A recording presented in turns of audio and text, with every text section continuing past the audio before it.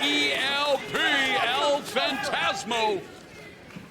He was involved in a big show in Japan, teaming up with the ace of New Japan Pro Wrestling, Hiroshi Tanahashi, this past Monday, an event where Tanahashi announced his retirement coming up, even though it's over a year away, as we've got some great catch-can wrestling here. Ankle pick by Fantasmo, grabbing Zayn into the bow and arrow.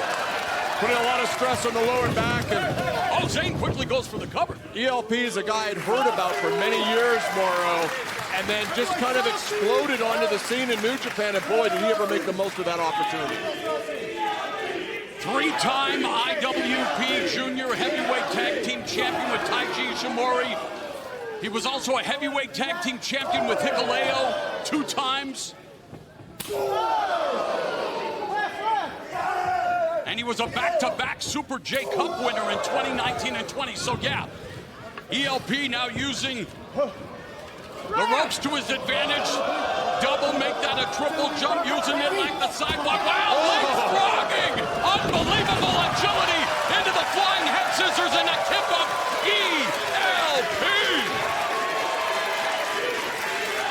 And as a wrestler, when you get into a new ring and a new promotion like these guys are tonight, you've got to test out the ropes. He did it live in front of everyone in the world. Well, Trevor Lee, and speaking of everyone in the world, everyone is in the ring now, and oh wow!